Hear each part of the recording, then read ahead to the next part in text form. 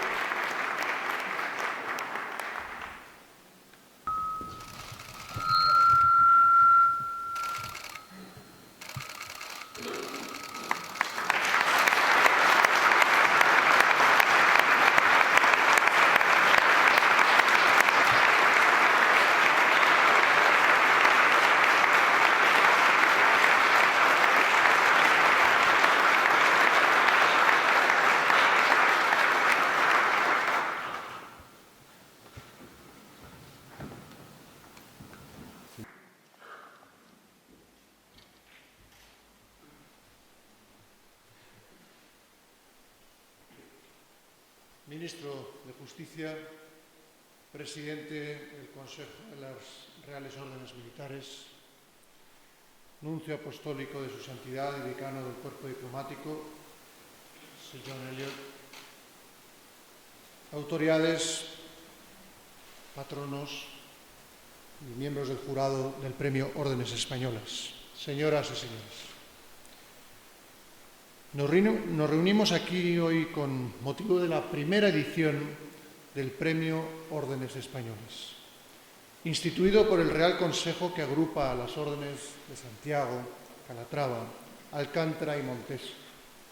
Nombres todos ellos ilustres e inmemoriales de la historia de España, que evocan desde la Edad Media profundos valores arraigados en nuestra nación y en sus diferentes territorios. Efectivamente, las órdenes comienzan a surgir en el lejano siglo XII, de acuerdo con las necesidades y objetivos de la Reconquista, así como con los ideales religiosos y caballerescos de la época. Llegada la Edad Moderna, estas instituciones pasaron a encarnar también los principios de la vocación de servicio a la corona, incorporando un amplio sentido de la nobleza. Así, no solo conquistadores y descubridores como Hernán Cortés o Fernando de Magallanes, sino también gobernantes como Gaspar Melchor de Jovellanos, literatos como Francisco de Quevedo, llegaron a vestir los hábitos de una u otra orden entre los siglos XVI y XVIII. Nuestras órdenes son expresión histórica de la diversidad y de la propia visión conjunta de nuestro país, pues, como sus mismos nombres indican, nacieron enraizadas en diferentes territorios de los reinos de Castilla, de León y de la Corona de Aragón, desde los que se expandieron por el resto de España. Es inmenso y extraordinario el patrimonio artístico y cultural ligado a ellas, como el Monasterio de Santiago de Uclés, los castillos de Calatrava y de Zorita, el convento de San Benito de Alcántara o el castillo de Montes. Igualmente, las órdenes se proyectaron por el mundo, como el mismo nombre de Santiago pone de relieve, en la toponimia y en el patrimonio de tantas naciones de nuestra comunidad histórica y cultural. Por último, las órdenes españolas han sabido adaptarse paulatinamente a los tiempos, conservando elementos esenciales de su identidad, entre ellos su vocación benéfica y de servicio a la sociedad. Es en este último punto en el que debemos encuadrar y valorar la iniciativa del Premio Órdenes Españolas que nos reúne hoy aquí, en su edición inaugural y en un lugar especialmente idóneo, el Real Monasterio de San Lorenzo del Escorial. Pues si las órdenes, patrimonio histórico de España desde hace 9 siglos, actualizan día a día esa vocación de servicio, es coherente con su identidad y con sus principios que lo hagan impulsando el mejor conocimiento de nuestra historia común. Y que lo hagan con una visión abierta y universal, pues es la forma más acertada de abordar y entender plenamente las trayectorias, los fenómenos y las singularidades históricas. Todo ello desde la historiografía más solvente, una ciencia fundamental e irrenunciable que contribuye decisivamente a que podamos conocernos y comprendernos como sociedades y como países. Así pues, me alegra muy especialmente esta nueva iniciativa tan apropiada, tan positiva, que hoy se pone en marcha. Y como rey, por tanto, gran maestre de las órdenes, quiero dar la enhorabuena al Real Consejo y a todos los que han colaborado con vosotros para que sea posible esta prometedora realidad.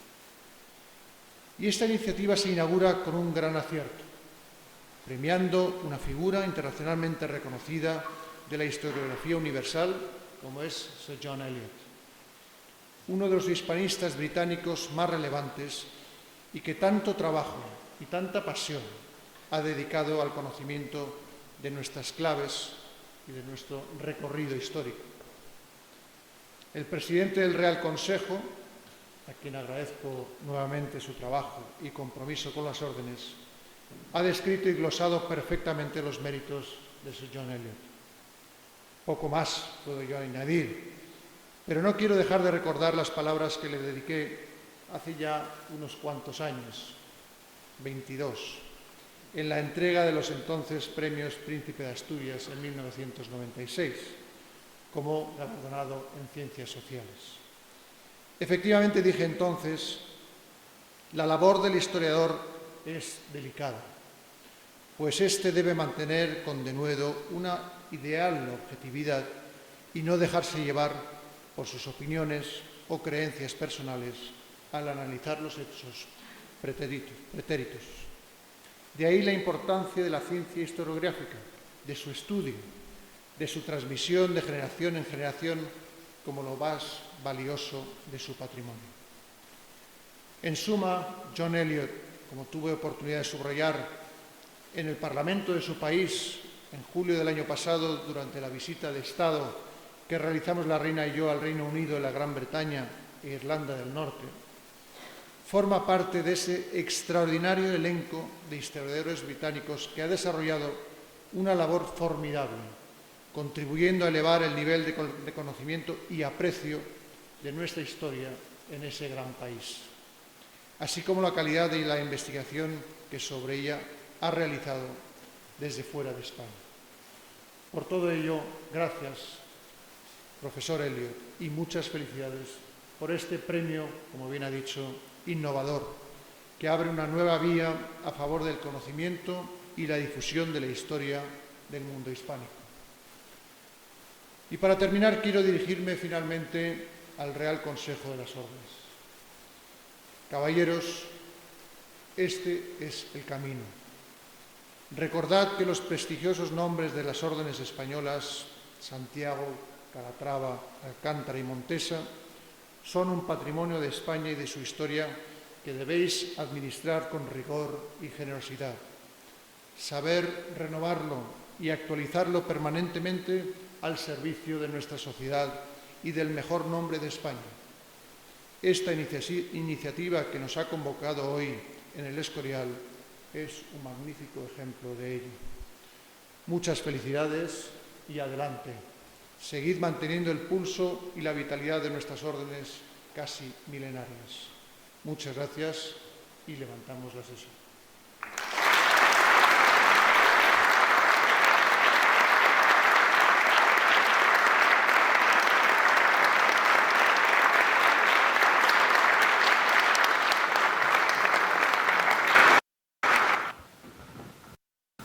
Señores y amigos. Señor, en primer lugar, antes de todo, quisiera expresar mi gratitud y la de todos los que están aquí esta mañana a vuestra majestad por presidir este brillante acto en el monasterio del Escorial. Espero que esta sea la primera de estas ocasiones similares que vuestra majestad honre con su presencia en los años venideros.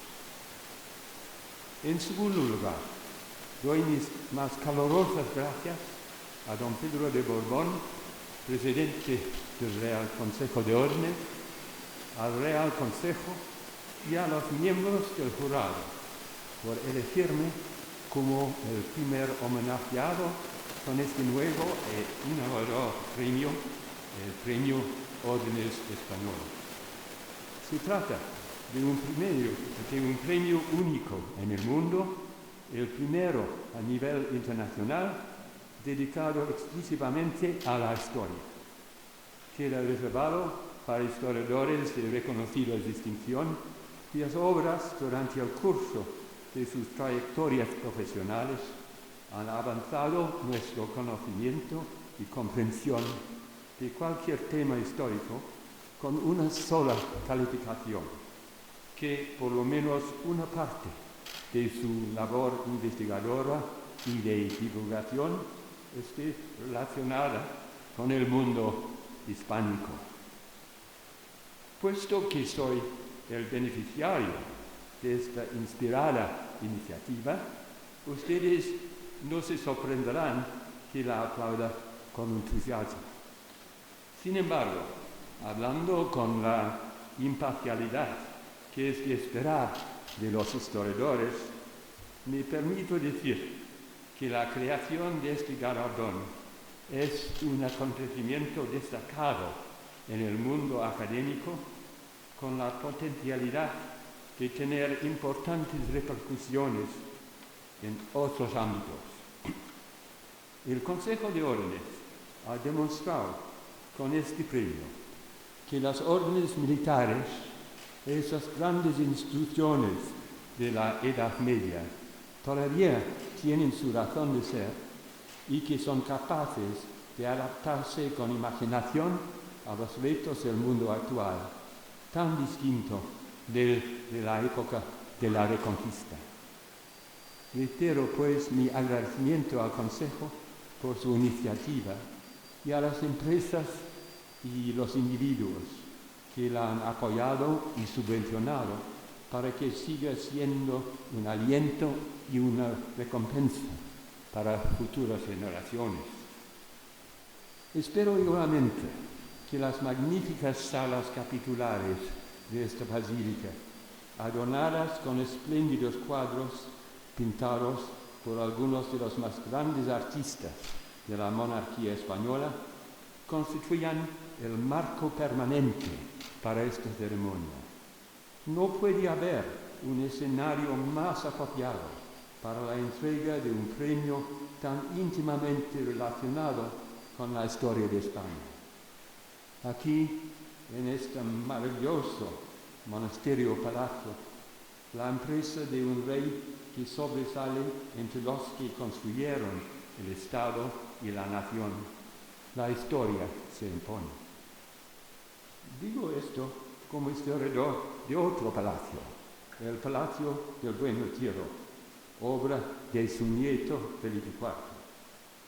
Pero el Buen Retiro, que tenía sus encantos, que espero que pronto se verán evocados de nuevo en la restauración por el Museo del Prado del Salón de Reinos a su antigua gloria, fue un lugar de recreo en el cual el rey podía descansar y divertirse, mientras que el Escorial es un monumento a la dedicación de su creador a las tareas de gobierno.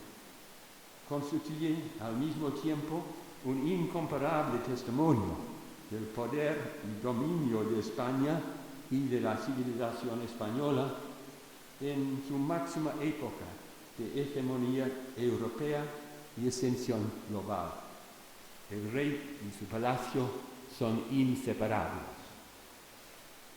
El país y la monarquía que gobernaba Felipe II, muchas veces desde su despacho en este edificio, fueron construidos siglo tras siglo por los esfuerzos de personas e instituciones fuertemente influidos por su concepto de Dios y de España.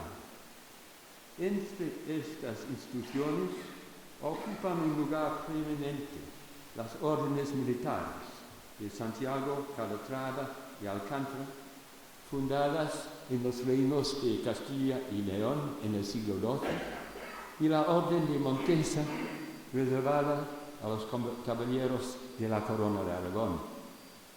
La reconquista de la península al dominio musulmán fue en gran parte la obra de estas órdenes de caballería, que persistieron durante siglos en la lucha contra los árabes y ocuparon y colonizaron las regiones reconquistadas.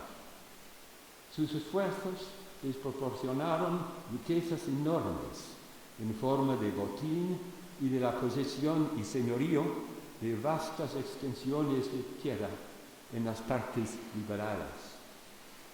Esas riquezas les dieron un inmenso poder social y político en la España de la Baja Edad Media. Sin embargo, fueron al mismo tiempo mucho más que meros instrumentos para el enriquecimiento de una élite guerrera.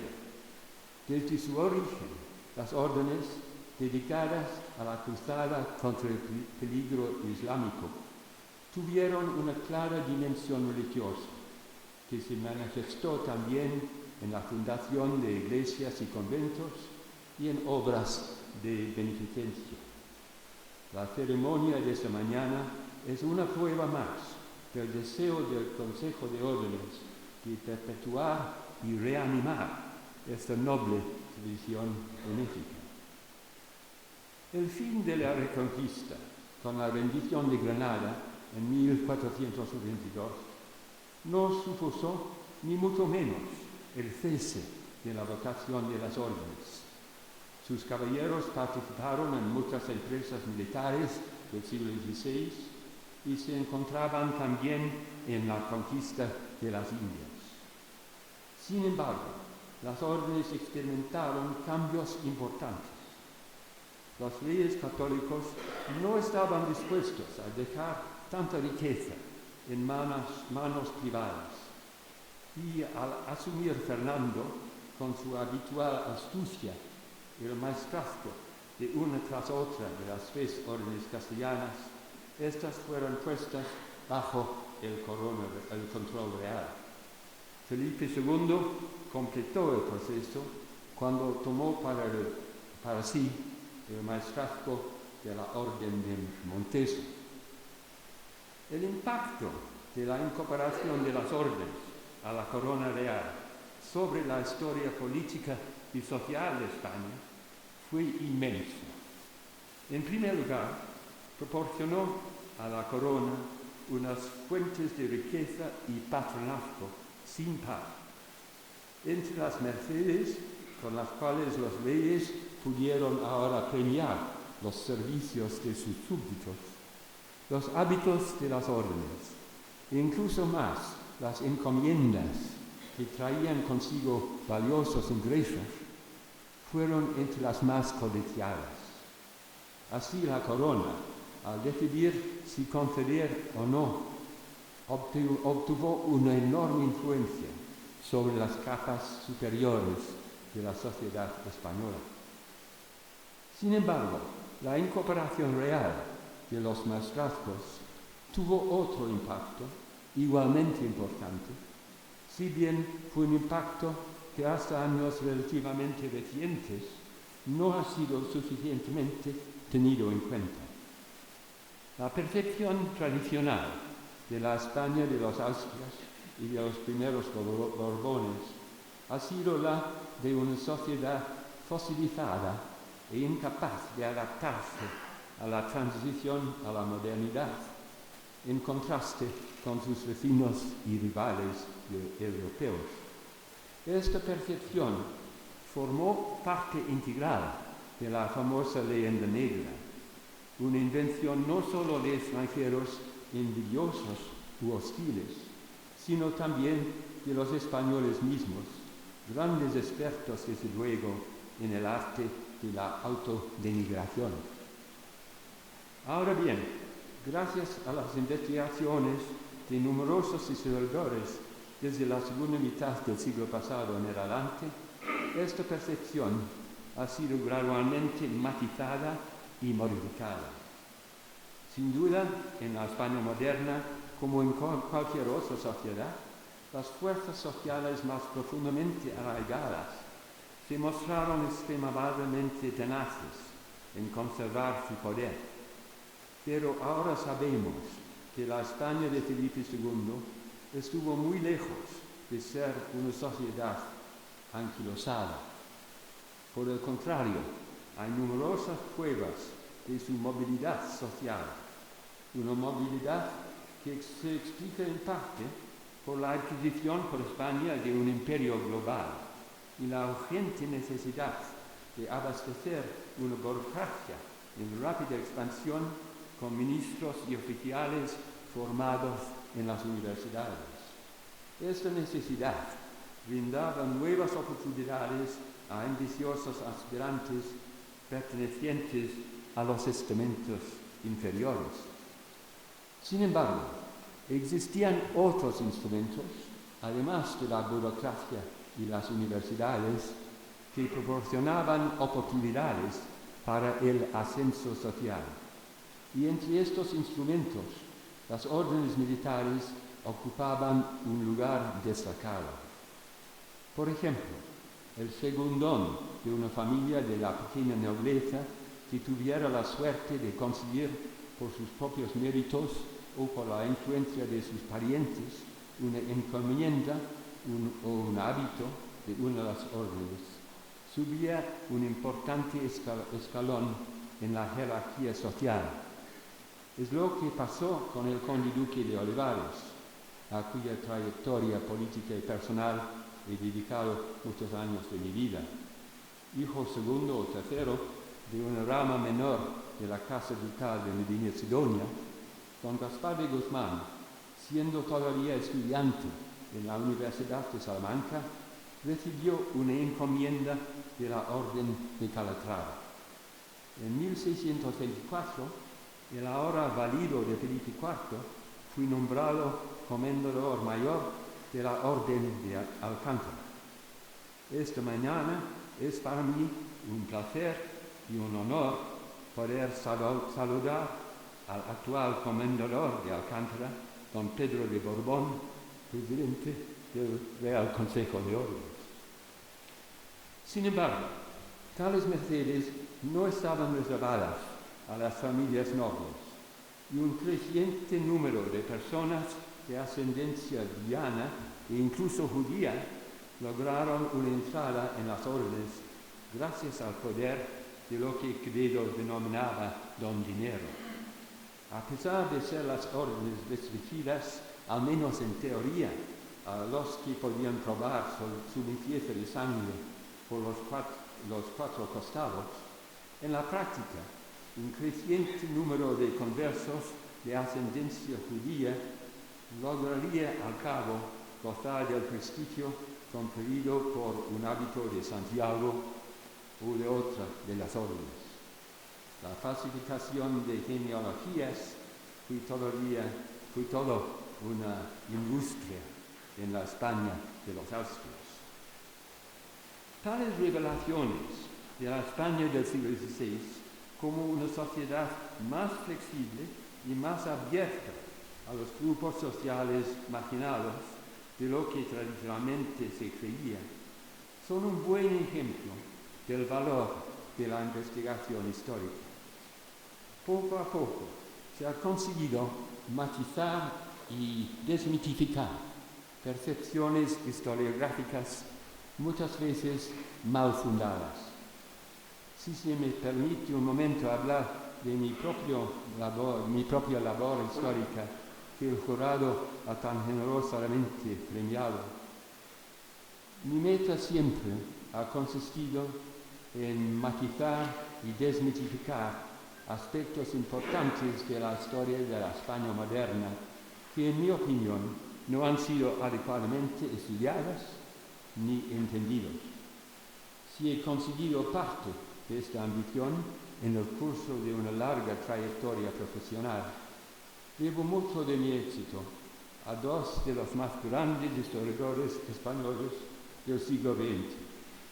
Trabajando al lado de don Antonio Domínguez Ortiz en el Archivo de Simancas, vi cómo la concienzuda investigación archivística conduce a cuestionar interpretaciones profundamente arraigadas en la historiografía prevalente y en el proceso abrir nuevas perspectivas sobre el pasado. Igualmente, al pasar más de un año en Barcelona en la década de 1950, en la compañía de Jaume Vicens Vives, he observado de cerca a un historiador cuya preocupación constante fue desmitificar la historia de España y de su nativa Cataluña. Estoy en deuda con los dos. Siguiendo sus pasos, he intentado investigar y repensar la historia de la España moderna y especialmente la de la España del siglo XVII, tradicionalmente descartado como el siglo de la decadencia. Al investigar la política, la sociedad y la cultura cortesana españolas de esa época, me di cuenta que bajo muchos aspectos su carácter no fue tan diferente del de otras sociedades europeas contemporáneas como se creía. Uno de los grandes defectos de la historiografía española ha sido su obsesión excepcionalista. Cada sociedad tiene sus características excepcionales, pero en mi opinión, el excepcionalismo español ha sido excesivamente exagerado.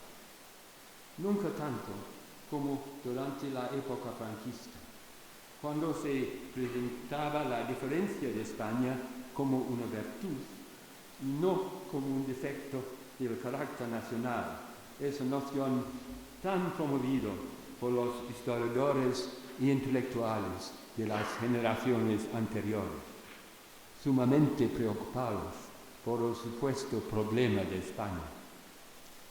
Llegué a la conclusión que la mejor manera de enfrentarse al excepcionalismo promocionado por la historiografía oficial en el momento de empezar mi investigación archivística era conectar y comparar. Por esta razón, desde el año 1963, cuando publiqué La España Imperial, he intentado situar a España dentro de su contexto europeo. Al escribir ese libro, me di cuenta de que hay semejanzas como también diferencias entre la experiencia histórica española y la de otras sociedades occidentales de la época. El gran reto para el historiador comparativista es identificar tanto las semblanzas como las diferencias y después intentar explicarlas. El efecto de este proceso es indicar que no todo es negro o blanco, sino que también existen los tonos de gris. Es lo que intenté demostrar en mi historia comparada a gran escala, Imperios del Mundo Atlántico. No hay mejor manera de combatir la leyenda negra, que todavía ejerce en tantas partes del mundo su hipnótico dominio sobre la mentalidad popular. Espero haber pintado para mis lectores un cuadro más motivado tanto de los fallos como de los aciertos de España en el curso de su historia, y especialmente haber explicado por qué los acontecimientos sucedieron de una forma y no de otra. Sin embargo, el Premio Órdenes Españolas no es solo un galardón personal, un galardón, por cierto, que me llena de gratitud y satisfacción. Cada historiador, como cualquier otra persona, aprecia el reconocimiento por parte del prójimo de la manera en que ha intentado vivir su vida y de su contribución al entendimiento mutuo. Pero este nuevo premio tiene un alcance mucho más amplio que el puramente personal. Es un premio diseñado para reconocer la importancia de la historia como una disciplina necesaria en una época en la cual se la ve gravemente subvalorada. Vivimos en un mundo fundamentalmente ahistórico, dominado por fake news, noticias falsas, o por reacciones instantáneas que deben más a la emoción que a la razón. Prevalece en todas partes el populismo, tanto de la derecha como de la izquierda, y las ideologías que se aproximan más a la fantasía que a la realidad. Lo que falta y lo que puede aportar la historia es una amplia perspectiva sobre acontecimientos que aparecen tan inmediatos y tan acuciantes que se olvida que muchas veces tienen sus precedentes en épocas anteriores. Nuestros dos países, España y Gran Bretaña, están enfrentados en este momento con graves problemas relacionados con sus estructuras constitucionales y con su lugar en un mundo en vía de rápida transformación. Más que nunca hoy en día hace falta una visión que abarque tanto el pasado como el futuro. Esta visión es la que proporciona la historia bien hecha y no deformada por mitos perniciosos ni manipulada por ideólogos y oportunistas. Es una historia que intenta identificar los caminos tomados o no tomados por nuestros antepasados, quienes muchas veces se enfrentaron con retos no menos graves que los nuestros, y explicar el porqué de las decisiones que tomaron. El pasado contiene todavía algo que puede instruir al presente. Tenemos, pues, buenas razones para celebrar la iniciativa del Consejo de Órdenes en crear este magnífico premio que tanto promete. Las órdenes, como he intentado demostrar, han evolucionado en el curso de los siglos en respuesta a las demandas del momento, desde las exigencias de la cruzada para liberar el territorio ibérico de la ocupación árabe, hasta las exigencias de un Estado y una sociedad en plena expansión.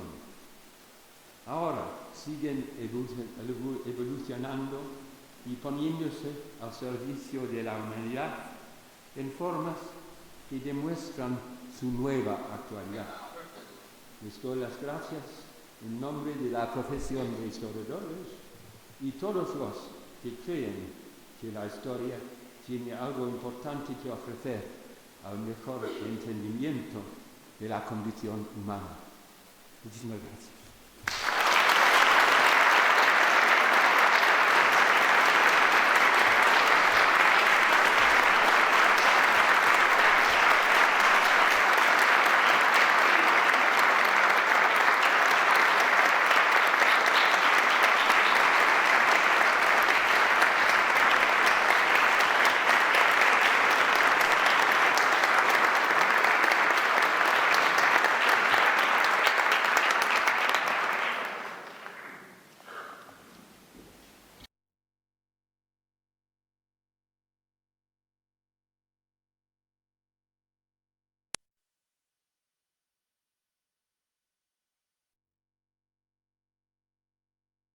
Del Rey, nuestro gran maestre, a la generosa ayuda de los patrocinadores, al jurado y al tesón de los caballeros de Santiago, Calatrava, Alcántara y Montesa, es posible hacer entrega de la primera edición del Premio Órdenes Españolas.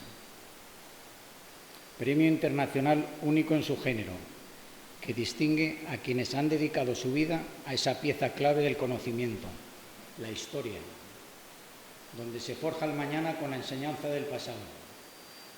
Su finalidad es la de reconocer y distinguir al historiador nacional o extranjero, cuya trayectoria y rigor hayan alcanzado un reconocimiento, una proyección y una difusión mundial en temas relacionados con el mundo hispánico, su historia y su aportación a la humanidad. Es decir, a quienes nos entregan con sus estudios y enseñanzas los elementos necesarios para construir un futuro mejor.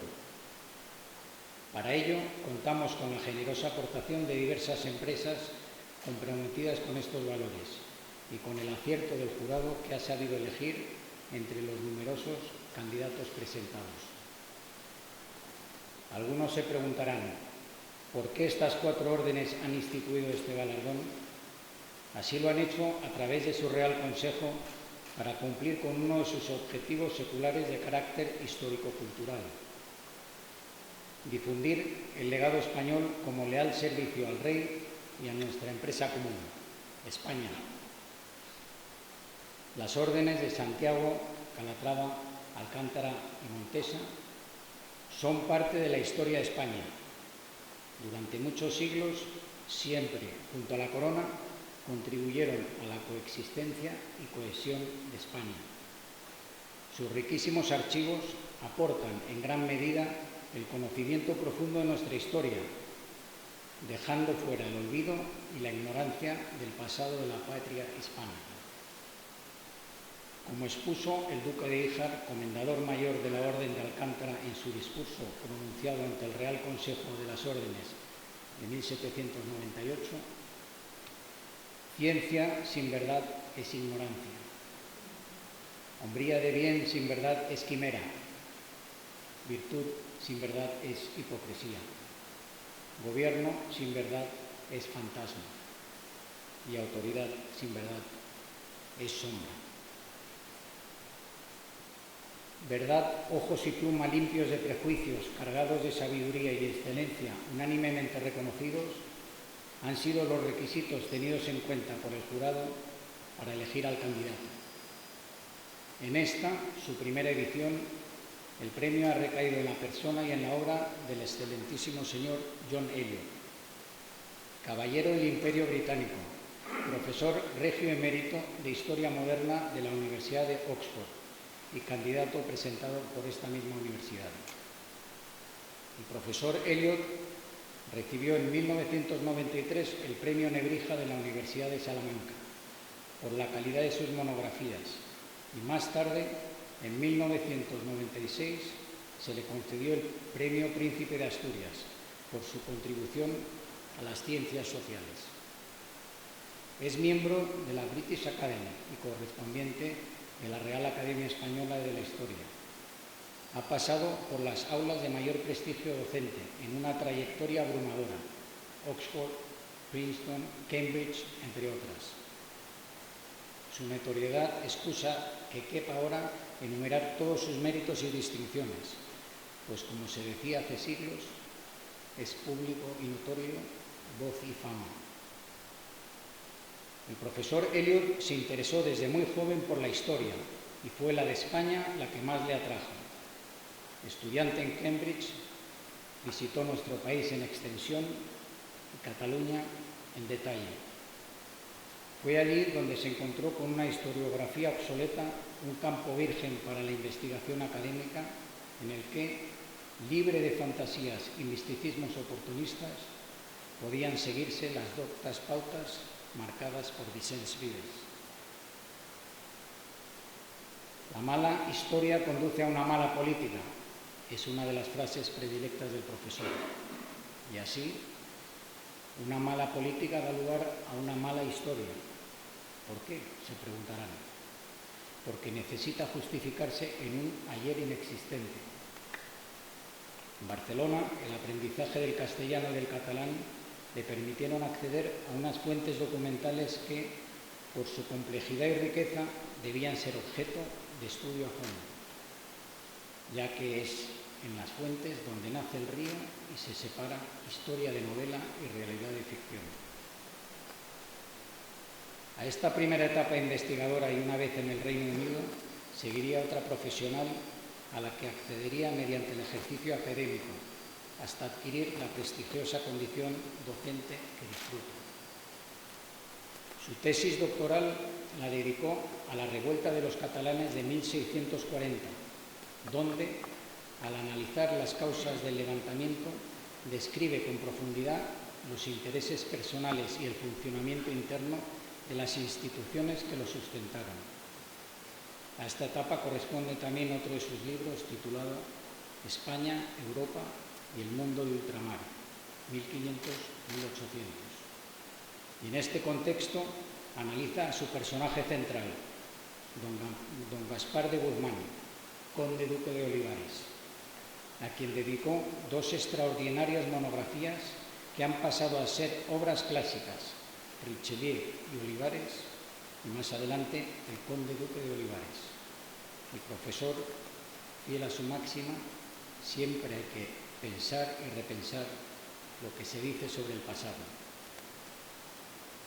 Su atracción por el arte la vio representada en el siglo XVII, dando lugar a su libro Un palacio para el rey, que versa sobre el conjunto arquitectónico del Buen Retiro, diseñado por Alonso Carbonell. Por otro lado, su obra La España Imperial 1469-1716 destaca el empeño de los reyes en dar coherencia a ese inmenso espacio territorial, guardando un difícil equilibrio, respetando particularidades y atendiendo a los intereses generales en un desempeño que, por encima de otras apreciaciones, nuestro galardonado consideró ejemplar.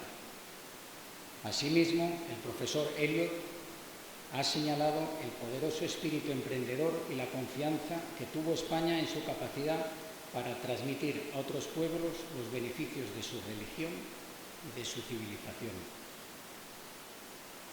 También, y ello es muy importante, destaca el análisis crítico constante, la autocrítica, desde la literatura al derecho, desde la filosofía a la teología, de una sociedad fuertemente impregnada por los valores morales del cristianismo.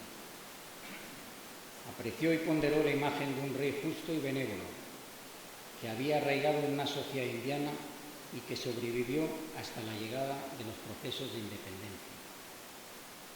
El sentimiento de fracaso de los españoles y su tendencia a denostar lo propio es consecuencia, dice el profesor Eliot, de la crisis sufrida por los reveses de fortuna de un pueblo acostumbrado al éxito.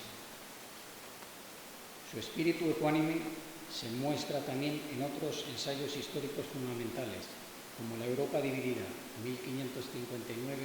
1559-1598, resultado de los enfrentamientos religiosos de esos años, o El Viejo Mundo y el Nuevo, 1492-1650, título expresivo que en su concepción aúna lo que el mar no pudo separar. En su libro Imperios del mundo atlántico, España y Gran Bretaña en América, Eliot compara estas extensiones históricas de nosotros mismos con las diferentes experiencias, evolución y aportaciones de la colonización de españoles y británicos, poniendo en su contexto los éxitos y fracasos de ambos criterios con sus valores y desventajas respectivos. Deudores, pues, somos todos de su aura, de sus artículos y cartas en defensa del rigor histórico, como las publicadas recientemente en el periódico The Times. Deudores son los historiadores de su experiencia docente de 60 años, vertida en su autobiografía Haciendo Historia, editada en el año 2012. Con este premio, el jurado quiere distinguir una larga y benemérita obra, de la que se podían dar muchos más testimonios, pues es ingente.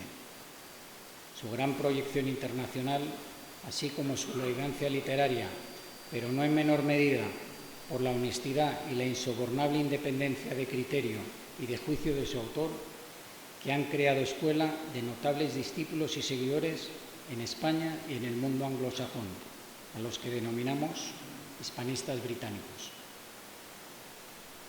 En definitiva, Sir John Eliot ha pasado a formar parte de la historia de España. Antes de terminar, quiero nuevamente agradecer la presencia y el apoyo de Su Majestad el Rey del ministro de Justicia, excelentísimo señor don Rafael Catalá, del presidente de Patrimonio Nacional, el excelentísimo señor don Alfredo Pérez de Armiñán, y del padre prior de este Real Monasterio, don Modesto, por facilitar la celebración de todos esos maestros, profesores y catedráticos que dedican su esfuerzo y tiempo